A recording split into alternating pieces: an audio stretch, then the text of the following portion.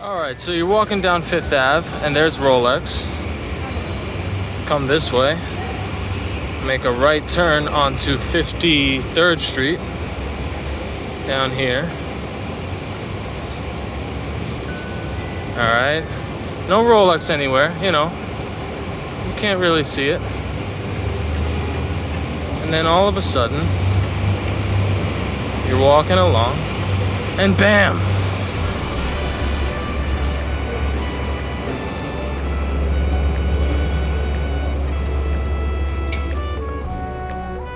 Friend at the front with the beautiful, beautiful Daytona.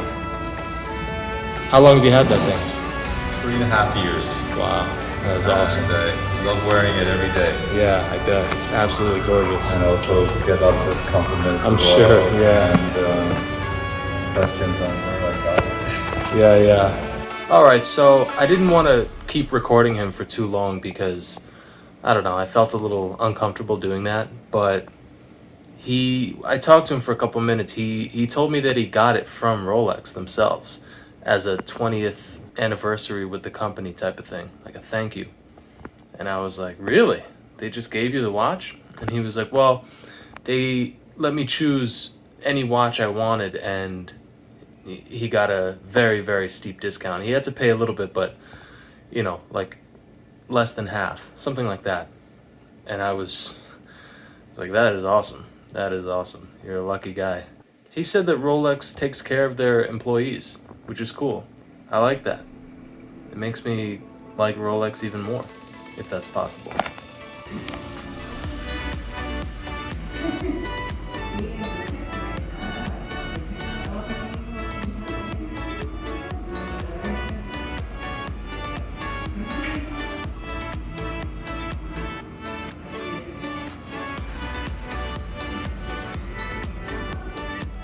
So you've got some watches here that are not for sale. You got a Daytona, GMT, Gold Sub, two-tone Sky Dweller, Day Date with a very interesting dial, Ladies something or other, Date Just, two-tone. The new, well, I'll come back to it.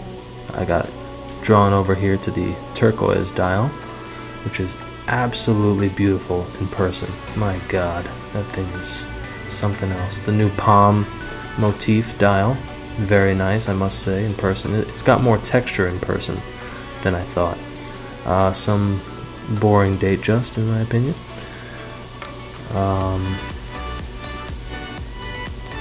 The Wimbledon, not a huge fan, to be honest. Not really a big fan of the Wimbledon dial. The new fluted dial is beautiful. That is a two-tone Date Just that I would rock for sure. That is not. That is awful, in my opinion. Then we have this really cool Day Date. I have to find the name of the dial. It's something very interesting and weird. I'll put it on the screen now if I find it. Then the two-tone Sky Dweller. You know, not my favorite Sky Dweller, but a Sky Dweller's a Sky Dweller, right? Oh, this Gold Sub, let me tell you, it is really something. I would love that watch. Really, it's beautiful. The Pepsi that we all know and love. Very nice, of course. I prefer the pre-ceramic still, but it's always cool to see a Pepsi in person. And last but certainly not least is this beautiful Daytona. I really wish they put the Oyster Flex on a sub, but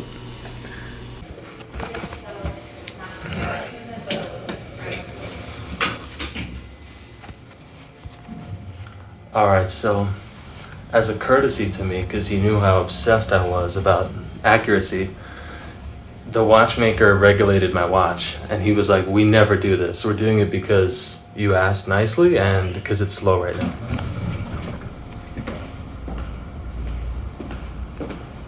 Alright, so they serviced my watch, which is, well, no, sorry, they didn't service it. They regulated my watch, which is not something they normally do.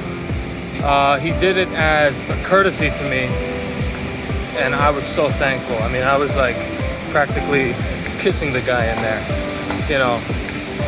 Oh man, they normally don't do that. That's the thing, they normally don't do that. So he did it for me because he said it was kind of slow right now.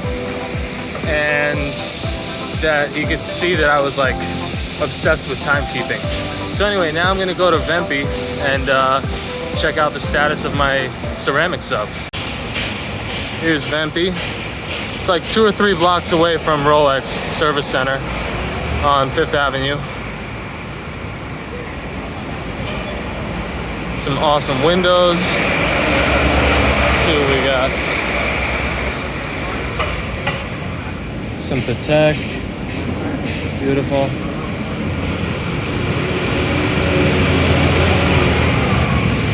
Some Lange.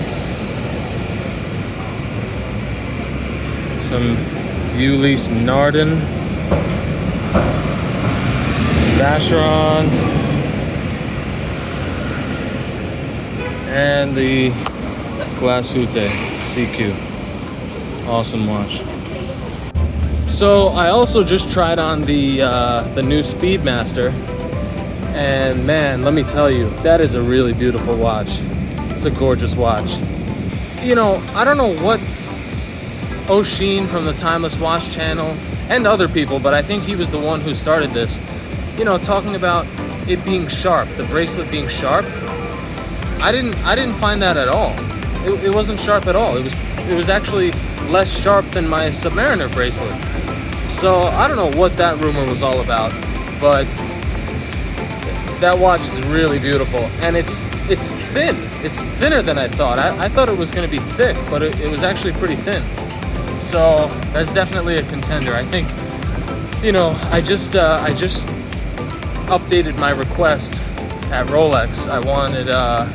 I updated from a Submariner. I'm still on the list for the ceramic Submariner, but I added the Datejust 36 blue dial just because I want something, you know, a little more wearable than my sub sometimes. So hopefully I'll get the blue dial, and after that I'm seriously considering the Speedmaster, because it is really, really nice. I was not expecting to like it so much. Yeah, that's pretty much it. Had an awesome day on 5th Avenue trying on watches. Pretty cool. Ooh, also, some juicy news from Rolex. At the authorized dealer, I have a salesman there who I'm becoming very close friends with. He's a really nice guy, and you know, we're similar age, and we just get along really well. He's like my guy. He told me, because the Rolex displays are absolutely empty. They had, I think, 20 watches, and they were all ladies Datejust and ladies whatever. So he told me that Rolex is trying this minimum stock or minimum something or other, where they have watches in stock in the store but not for sale. And I think Austin in Japan has seen that. He's been to boutiques or whatever that had Rolexes that you could try on, but you just could not buy them.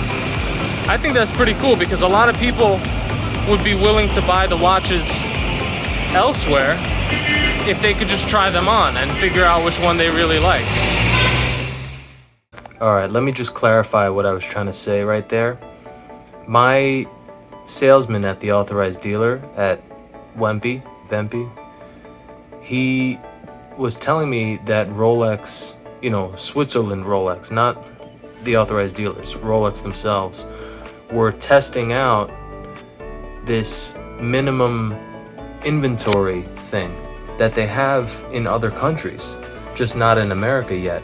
And he was telling me that the reason why Rolex is testing it in America and not just rolling it out straight away was because the US is very litigious, and we're very likely to sue.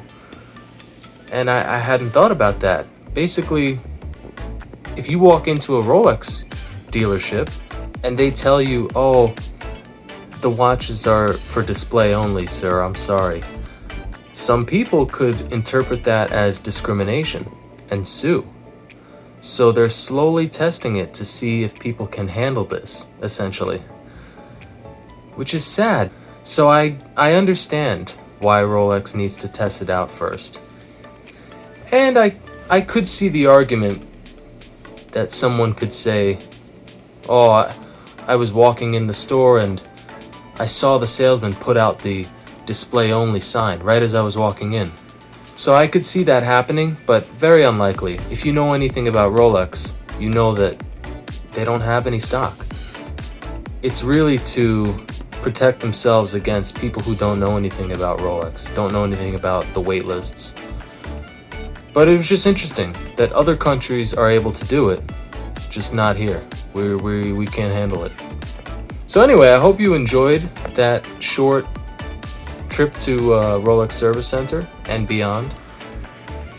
It was a good day. And the fact that RSC regulated my watch, my sub, man, they never do that. They really don't do that.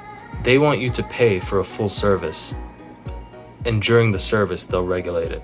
They won't regulate it just out of the blue. And I've asked twice before, once for my Explorer 2 and once for my GMT. I wanted them to regulate it because I didn't need a service. Same as right now, I don't need a service yet.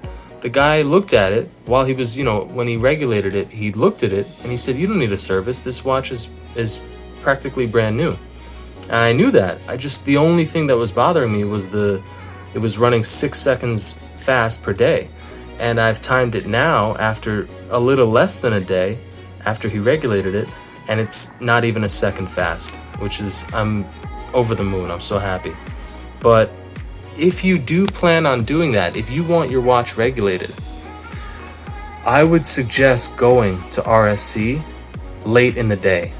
They close at around 6, so if you can make an appointment for 4:30, 5 o'clock as they're winding down, you might be able to do it. Now also, on my way up in the elevator, I couldn't film this just because I asked him. I said, hey, can I get a short clip of you? Because he was wearing a GMT and he had around his neck a loop, a jeweler's loop.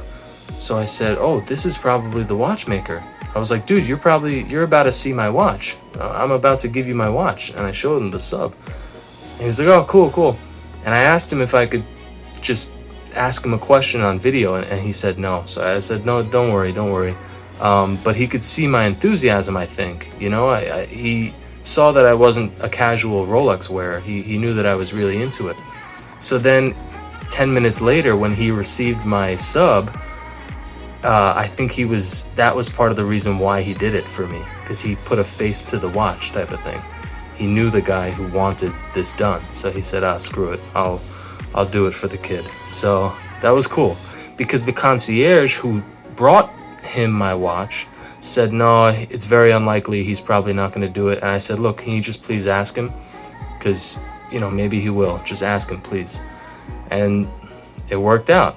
So if you want your watch regulated, don't expect it, but go late in the day and hope that you run into the watchmaker in the elevator. Yeah. All right. Peace out.